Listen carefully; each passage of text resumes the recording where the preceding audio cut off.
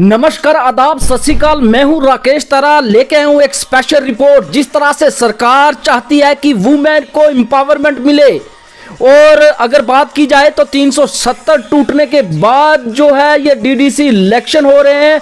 अगर बात की जाए तो 33% था पहले, और अब 50% कर दिया गया है वुमेन रिजर्वेशन। और कहीं ना कहीं सरकार चाहती है कि जो वुमेन है उसको एम्पावरमेंट मिले।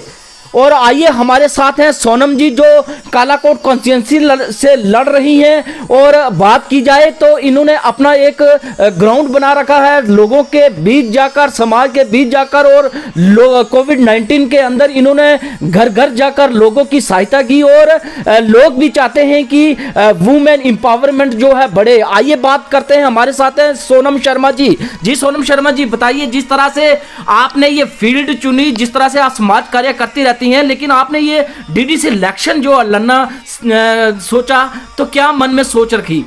बहुत बहुत शुक्रिया आपका, आपने अपना कीमती समय निकाला और यहाँ आए मेरे से बात करने। पहले तो मैं डीडीसी इलेक्शंस के बारे में बताना चाहती हूँ। जैसे कि 1992 में हमारे प्रधानमंत्री जी थे पीवी नरसिम्हा राव जी, उन्होंने बताया था कि 72nd और 73rd अमेंडमेंट है क्या। उन्होंने कहा था कि पावर जो है कैसे आम आदमी तक पहुंचे, कैसे ग्रास रूट लेवल तक पहुंचे। तो उसके लिए उन्होंने 3 टायर सिस्टम लाए थे। पहले टायर में क्या होता था कि विलेज लेवल पे पंच और सरपंच चुने जाते थे। उसके बाद दूसरे टायर में आता था कि ब्लॉक लेवल पे होते थे, जिसमें पंच और सरपंच मिलके जो होते हैं वो चेयरपर्सन चुनते हैं, ब्लॉक डेवलपमेंट कमीशन चेयरमैन चुनते हैं। उसके बाद ये तीसरा टायर है डिस्ट्रिक्ट लेवल पे। ये पहली बार जम्मू कश्मीर यूटी में पहली बार हो रहे हैं इलेक्शंस, तो इसी के इलेक्शन हो रहे हैं अब। तो इसमें ये है कि वुमेन रिजर्वेशन हुई है, एजुकेटेड वुमेन को आगे आने के लिए, एडमिनिस्ट्रेशन का हिस्सा बनाने के लिए एडमिनिस्ट्रेशन ने एक सही डिसीजन लिया है। सोनम शर्मा जी, जिस तरह से अगर बात की जाए तो वुमेन एम्पावरमेंट को कहीं ना कहीं पंचायत और जैसे चेयरमैन के इलेक्शन हुए हैं, कहीं ना कहीं वो जीती हैं, लेकिन पूरी तरह से अपने आप को ग्राउंड में नहीं पा रही, क्योंकि कहीं ना कहीं जो वुमेन एम्पावरमेंट को जो है कुचला जा रहा है। इस पर आप क्या प्रतिक्रिया रखेंगी? और आपने ये जो इलेक्शन लड़ने के लिए सोचा है, तो इसमें आपने वुमेन के प्रति क्या प्रतिक्रिया कहेंगी? आप सही कह रहे हैं, जैसे कि हम देख भी रहे हैं, ये वुमेन एम्पावरमेंट के आगे एक बहुत बड़ा रोड़ा है। वुमेन एम्पावरमेंट के लिए यहाँ पे लड़कियाँ पंचायत और उसके म्यूनसिपैलिटी के इलेक्शन जीत के आगे नहीं आ रही हैं, वो पीछे ही हैं। कहीं ना कहीं यहाँ पर ऐसा हो रहा है कि जहाँ पे सीट रिज़र्व हो रही है, जो मेल मेंबर लड़ना चाहता है पर वो लड़ नहीं पा रहा है, वो क्या कर रहा है, अपने ही फैमिली का कोई और मेंबर खड़ा कर रहा है, डम्मी सा कैंडिडेट खड़ा कर रहा है ताकि वो जीते। जब वो जीतता है, वो जो डम्मी कैंडिडेट होता है वो कहीं अपने घर में ही घुस जाता है, तो उसे कुछ पता नहीं होता है, तो अपने घर में ही चला जाता है। फिर जो उस पर्दे के पीछे जो रोल प्ले कर रहा है वो आगे आके सब कुछ देखता है। तो ये एक वुमेन एम्पावरमेंट के आगे बहुत बड़ा रोड़ा है। जिस तरह से सोनम शर्मा जी ने कहा कि कहीं ना कहीं जिस तरह से समाज में ये त्रुटियां हैं उसको ये मिटाना चाहती हैं, वुमेन एम्पावरमेंट को कहीं ना कहीं जो है वो उसका पल्लू जो है उसको आगे लाना चाहती हैं, ताकि वो ग्राउंड लेवल पर काम करें। और जिस तरह से कैंडिडेट जीतती हैं वो वर्क भी करें। कहीं ना कहीं जिस तरह से सोनम शर्मा ने कहा कि वो जीतती तो हैं एज ए डम्मी, और अगर बात की जाए तो उनके जो घर वाले या रिश्तेदार की बात करें तो वो सिर्फ उनका कार्ड इस्तेमाल करके ही ग्राउंड लेवल पर काम करते हैं। लेकिन सोनम शर्मा जी का एक दृढ़ निश्चय कि मैं इस वुमेन एम्पावरमेंट को कहीं ना कहीं जो लोग धिक्कारते हैं, जो कहीं ना कहीं कुचलते हैं, उसको मैं सामने लाऊंगी। और जिस तरह से ये कालाकोट कॉन्स्टिट्यूंसी से लड़ रही हैं, हमारी दुआ है और हमारे सूत्रों के अनुसार हमें पता चला है कि सोनम शर्मा जो है प्रॉपर लोगों के साथ जुड़ी हुई हैं और लोग भी इन्हें चाहते हैं। और हम बात करेंगे सोनम जी से कि जिस तरह से 370 हटने के बाद पहली बार डीडीसी इलेक्शन हो रहे हैं और वुमेन को रिजर्वेशन मिली है, इस पर आपकी क्या प्रतिक्रिया है और सरकार क्या चाहती है? जैसे कि वुमेन रिजर्वेशन दी है, एडमिनिस्ट्रेशन हिस्सा बना रही है वुमेन। ग्राउंड लेवल पे जैसे कि मैं गई हूँ, हमने सर्वे किया है कि यहाँ पे बहुत सारे इश्यूज़ हैं। सबसे पहले यहाँ पे पानी की बहुत ही किल्लत है, वाटर स्कार्सिटी है। पीने वाले पानी के लिए लोगों को बहुत ही स्ट्रगल करना पड़ता है। यहाँ की लिंक्स रोड सड़कों की बहुत ही बुरी हालत है, लिंक्स रोड की बुरी हालत है। उसके बाद जो हमारी मेन कालाकोट टू सियोड़ रोड जा रही है वो भी बड़ी टूटी हुई है, ये है। उसके बाद ये है कि कालाकोट में बहुत सारे ये टूरिस्ट हब बन सकता है। यहाँ पे बहुत अच्छे टूरिस्ट स्पॉट्स हैं, जैसे मनवा माता केव होगी, पंजनाड़ा केव हो गया। उसके बाद हम देखें तो हमारे वहाँ कोल माइंस की भी बेटरमेंट की बहुत सारी ज़रूरत है। और तत्ता पानी में जो हमारा हॉट वाटर स्प्रिंग है वो उस पानी की मेडिसिनल वैल्यू है, पर उसको उस तरह से नहीं किया जा रहा, उसके लिए भी डेवलपमेंट की ज़रूरत है। करप्शन जो है, हमने करप्शन की बात क्या करें, हमने कालाकोट को करप्शन फ्री बनाना है।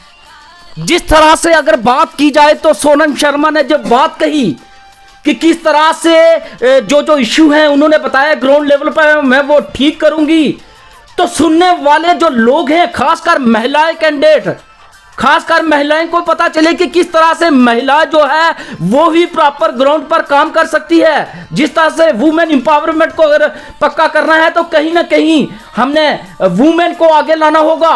अगर बात की जाए तो सोनम शर्मा की, तो इन्होंने एक कदम उठाया है और लगता है कि इस पर कामयाब होंगे और लोगों के जो मिसाइल हैं वो पूरा करने की कोशिश करेंगे।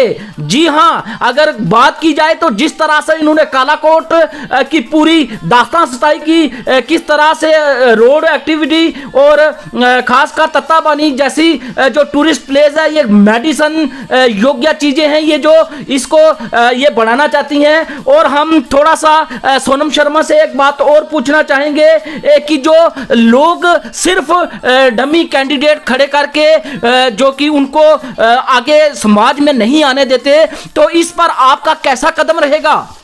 देखो, हम बात करें, हमारे जो देश के प्रधानमंत्री जी हैं उन्होंने नारा दिया है बेटी बचाओ बेटी पढ़ाओ, क्या वो सही मायने में इम्प्लीमेंट हो पा रहा है?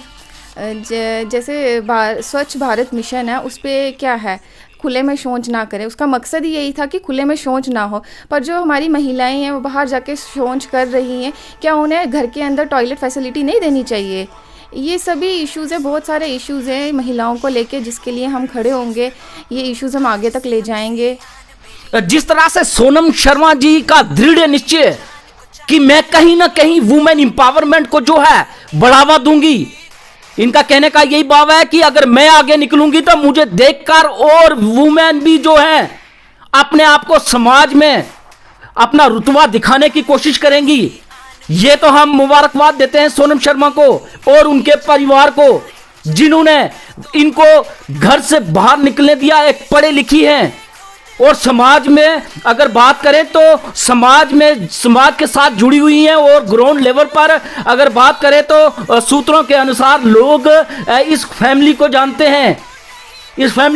हैं और खासकर एक पढ़ी लिखी अगर बात करें वुमेन की, तो वो उनके सामने चेहरा आ चुका है।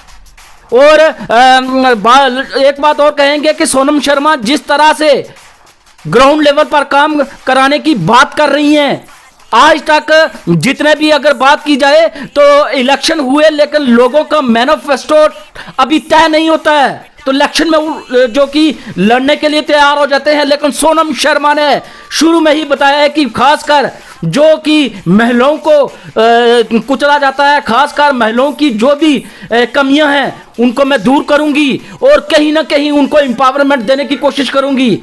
सोनम शर्मा से हम एक बात और पूछना चाहेंगे। जिस तरह से अगर बात की जाए तो इलेक्शन के नाम से लोग बेटियां थोड़ी सी कतराती हैं, लेकिन हम आपको अपने चैनल के माध्यम से मुबारकबाद देते हैं कि आपने ये कदम उठाया और कहीं ना कहीं वुमेन एम्पावरमेंट को एक सपोर्ट मिली है। आपका चेहरा लोग देखेंगे, आपके काम करने का तरीका, और कहीं ना कहीं वुमेन जो है वो अपने आप को सुरक्षित मानेगी और अपने आप को आगे बढ़ाने की कोशिश करेगी। जी सोनम शर्मा जी। हम वुमेंस के लिए कालाकोट में स्पेशल वुमेन ग्रीवेंसी सेल बनाएंगे, जिसके नंबर्स हम रेगुलेट कर देंगे।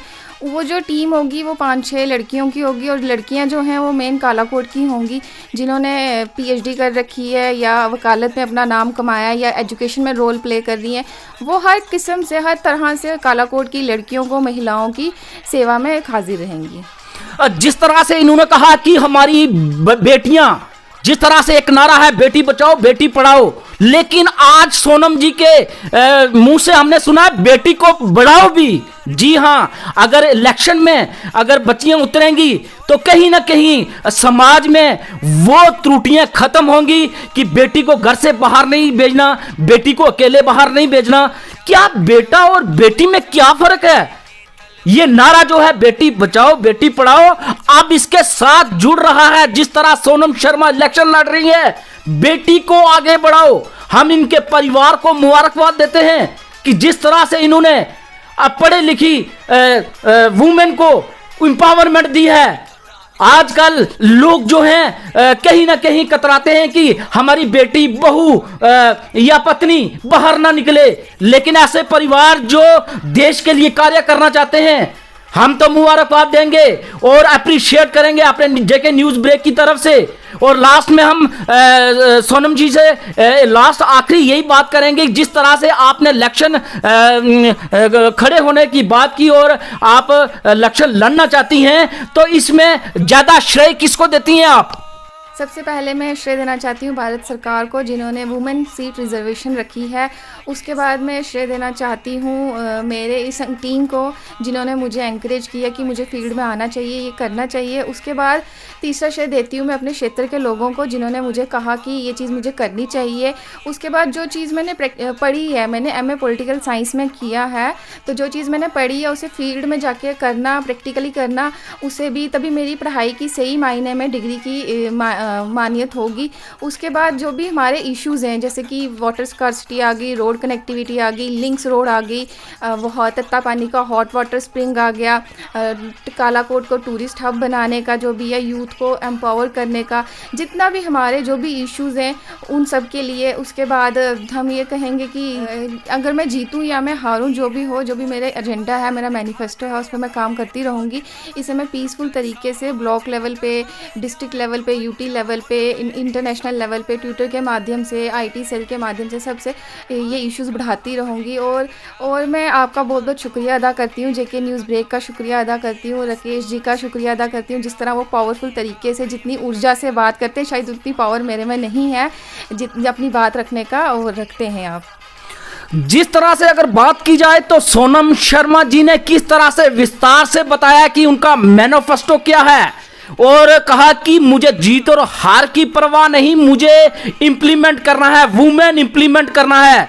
तो देखिए, जिस व्यक्ति का ये माटो हो कि मैंने कहीं ना कहीं समाज में चेंजिंग लानी है, तो समाज भी देखे कि उस आदमी को प्रमोट करना चाहिए जो समाज के प्रति ऊर्जा लाए। जी हां, जेके न्यूज ब्रेक हमेशा जो है वुमेन एम्पावरमेंट की बात करता है। हमारे पिछले कई दिनों से हमने अपने टॉपिक जो रखा हुआ है वुमेन एम्पावरमेंट, कहीं ना कहीं उसको जो कुचला जा रहा है उस पर हमारा फोकस है। तो हमारे साथ सोनम शर्मा जो कि इलेक्शन कंटेस्ट कर रही हैं डीडीसी का, और इनके विचार जो हैं वुमेन को एम्पावरमेंट करना, ये एक बड़ी बात है। सरकार ने तो रिजर्वेशन दी है, लेकिन हम वुमेन लोगों को जो है इसको इम्प्लीमेंट करना है, उसका श्रेय में जाता है सोनम शर्मा को, जो कि इस समय भी वो चाहती हैं कि वुमेन एम्पावरमेंट को उजागर करेंगी, और जो भी इशू है वो उस बार